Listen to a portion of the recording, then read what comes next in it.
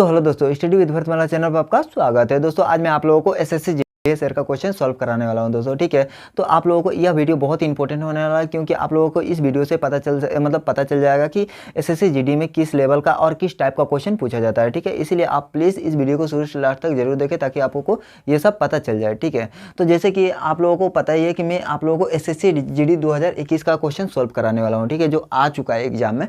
तो वह किस टाइप का था दोस्तों, जैसे कि यहाँ पर बोल रहा है कि एक दुकानदार अपने माल पर अपने क्रय मूल्य से 20% अधिक मूल्य अंकित करता है। मतलब एक तो दुकानदार है, वह अपने माल पर कितना परसेंट क्रय मूल्य अंकित करता है, 20% क्रय मूल्य अंकित करता है, ठीक है। अब उसके बाद क्या बोल रहा है कि वह 5% और 10% का दो क्रमिक छूट भी दे देता है। वह क्या कर रहा है, वह डिस्काउंट दे रहा है, कितना कितना परसेंट, 5% और 10%, ठीक है। को इस टाइप का क्वेश्चन मिल जाएगा प्रॉफिट और लॉस का। तो प्लीज़ आप लोग ध्यान से देखिए कि ऐसा क्वेश्चन को कैसे बनाया जाता है, वो भी बहुत ही आसान तरीका से, चुटकियों में, कुछ ही सेकंड में, ओके। तो सबसे पहले क्या करना है, यहाँ पर वह ऑप्शन दे चुका होगा। जैसे कि यहाँ पर दिया ए में 3%, 2.6%, 8.1%, 4.2%, इसमें से कौन है हमको ठीक लगाना होगा। तो यह अंदाजे तो टिक नहीं लगा सकते हैं ना, तो इसको क्या करना होगा, सॉल्व करना होगा, ठीक है। तो सबसे पहले क्या बोल रहा है कि एक दुकानदार है। तो बाबू मैं आप लोगों को ऐसे क्वेश्चन को सॉल्व करने का एक ट्रिक बता देता हूं कि आप लोग हमेशा मान लीजिए ना कि कभी भी हमको मतलब वो उसका मूल्य नहीं पता है, तो हम क्या करते हैं, 100% मान लेते हैं, ओके। तो 100% मान लेंगे तो सारा खेल 100 पर ही होगा। जैसे कि सबसे पहले क्या करेंगे, सॉल्यूशन में हम लोग कितना परसेंट मान लेंगे, 100 मान लेंगे, ओके। अब 100 पर ही सारा खेल होगा। तो सबसे पहले क्या बोल रहा है कि वह क्या बोल रहा है कि 10% अधिक हो गया। तो 10% जब वो अधिक होगा तो किस में होगा, वह 100 में ही होगा ना। तो इसीलिए क्या करेंगे, यहाँ पर हम लोग 120% कर देंगे, 120% कर देंगे, परसेंट कर देंगे, यानी कि बट्टा में 100 लगा देंगे, यह डिवाइड कर देंगे 100 से, ओके। अब थोड़ा सा आगे आ जाएंगे तो वह डिस्काउंट देने लगा, कितना कितना का, 5% का और 10% का। तो जब हम डिस्काउंट देंगे बाबू, तो जब डिस्काउंट देंगे तो वह क्या होगा, माइनस होगा। तो किसमें माइनस होगा, 100 माइनस होगा ना। इसीलिए क्या करेंगे, 100 में 5 माइनस करेंगे तो 95 हो जाएगा, 95 हो जाएगा। और परसेंट होगा, इसीलिए क्या करेंगे, डिवाइडेड 100 कर देंगे। अब उसके बाद आगे आ जाएंगे तो उसके आगे क्या बोल रहा है, 10% का वह डिस्काउंट दे रहा है। जब वह 10% का डिस्काउंट देगा तो वह किस में से डिस्काउंट देगा, 100% में से ही देगा ना। इसीलिए क्या करेंगे, 100% में से 10 हम माइनस कर देंगे, तो यहाँ क्या हो जाएगा, 90% हो जाएगा, 90%, ओके। यहाँ 90% हो जाएगा, परसेंट यानी डिवाइडेड बाई 100, ओके। अब इसको क्या करेंगे, सॉल्व कर लेंगे। सॉल्व करना ज़्यादा मुश्किल बात नहीं है, 0 से कैंसिल हो गया। अब उसके 19 5 95 और 20 5 100। अब 20 दहाई में 20 6 के 120, ओके। अब ये डबल जीरो से ये डबल जीरो क्या हो गया, कैंसिल हो गया, ओके। अब क्या बचा, तो यहाँ पर अब बच रहा है 19 9 171, 171 और गुना में क्या बच रहा है, 6, और डिवाइडेड बाई क्या बच रहा है, 10 बच रहा है, यहाँ 10 लिख देंगे, ओके। अब इसको इंटू कर देंगे, 6 1 6, 42 42 और 2 हासिल में 4, 6 4 10 डिवाइडेड बाई 10। तो ये कहाँ से, ये डिवाइडेड बाई 10 है, तो ये जीरो यहाँ से उड़ के यहाँ आ जाएगा। इसको डिवाइड कर देंगे तो कितना आ जाएगा, 102.6, इतना आया ना। अब इसको क्या करेंगे, वह 100 से कितना ज़्यादा आया, 100 से कितना ज़्यादा, 2.6 ज़्यादा आया, ठीक है। तो 100% तो हम लोग मान चुके थे, अब ज़्यादा कितना आया, तो 2.6 ज़्यादा आया। तो इसीलिए देखेंगे हम लोग 2.6% कहाँ पर है, तो 2.6% इसमें नहीं है, 2.6 यहाँ पर है। इसीलिए ये वाला आंसर मतलब ऑप्शन सही हो जाएगा, ओके। आप लोगों को समझ में आया, यदि समझ में आया तो प्लीज़ वीडियो को लाइक जरूर। तो अब हम लोग देखेंगे कि एसएससी जीडी में क्वेश्चन नंबर 2 कैसा था। तो क्वेश्चन नंबर 2 कैसा था कि ए बी और सी क्या मासिक वेतन 7:8:11 के अनुपात में, ठीक है। ये रेशियो का क्वेश्चन पूछा था, ठीक है। तो वह बोल रहा है कि यदि बी का मासिक वेतन सी के मासिक वेतन से 3600 कम है, बी का मासिक वेतन सी के मासिक वेतन से 3600 कम है, ठीक है। तो ए का वार्षिक वेतन ज्ञात कीजिए। मासिक वेतन का मतलब होता है कि मंथली इनकम, और वार्षिक वेतन का मतलब होता है कि ईयरली इनकम, ओके। तो अब हम लोग देखेंगे कि इसको कैसे सॉल्व करेंगे। तो सबसे पहले क्या करेंगे, सॉल्यूशन में सबसे पहले देख लेंगे कि था कौन कौन। तो ए था, इस टू बी था, इस टू और कौन था, सी था, ठीक है। तो ए का कितना था, 7:8:11 इस फॉर्मेट में था। तो वह बोल रहा था कि बी का जो मासिक वेतन है, सी का मासिक वेतन से 3600 का कम है, ओके। तो कितना, बी का मासिक वेतन देख लेंगे, ये बी है, तो इसका मासिक वेतन कितना कम है, 3, 11 से कितना कम है, 8 कम है। तो किसके बराबर कम है, 3600 के, ठीक है। तो यहाँ पर 3600 कर लेंगे। अब इसको डिवाइड कर देंगे, तो यह कटेगा, एक बार में यह कटेगा, 12 बार में 3 का टेबल से। तो कितना आया, एक का हमको निकल चुका है 1200। तो अब क्या करेंगे, ए का मासिक वेतन देख लेंगे, ए का मासिक वेतन तो एक मासिक वेतन हमको पता चल चुका है, कितना पता चला, ये इसको इंटू कर देंगे 12 के साथ, यानी कि 7 को 12 के साथ इंटू कर देंगे तो कितना हो जाएगा 12 सत्ते 8400। ये हमारा रहा एक मंथली इनकम, ठीक है। लेकिन उसको चाहिए एक ईयरली इनकम, यानी वार्षिक वेतन, वार्षिक वेतन उसको चाहिए। तो वार्षिक वेतन बराबर क्या करेंगे, एक साल में कितने महीने होते हैं, एक साल में 12 महीने होते हैं, इसलिए 12 से इंटू कर देंगे तो ये हो जाएगा 8400।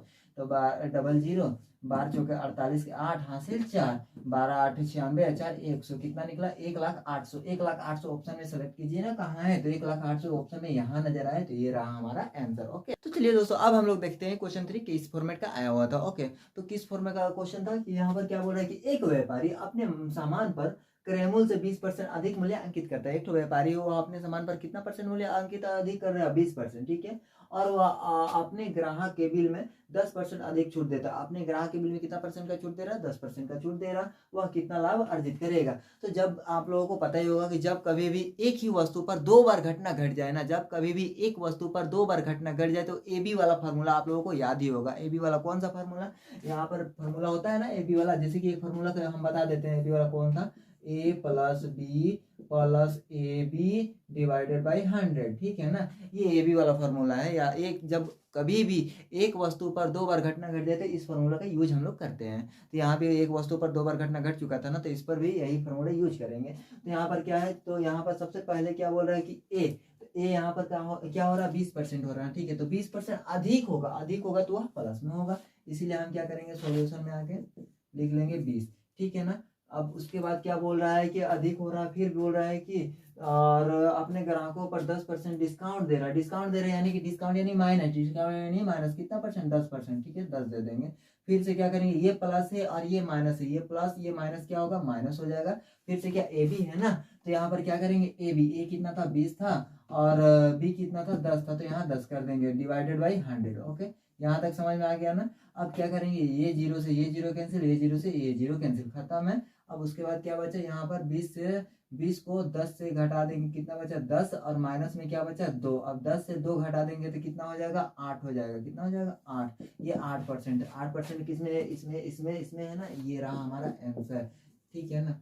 तो देखिए कितना आसानी से हम लोग इसको। तो चलिए दोस्तों क्वेश्चन नंबर 4 देखते हैं किस टाइप का था। क्वेश्चन नंबर 4 क्या था कि 9 संख्याओं का औसत 51 है, ठीक है। टोटल कितना संख्या है, 9 संख्या, उसका औसत दे चुका है कितना, 51 दे चुका है। उसके बाद बोल रहा है उसमें से 3 संख्या का औसत 49 है, 3 को संख्या का औसत भी पता चल गया 49।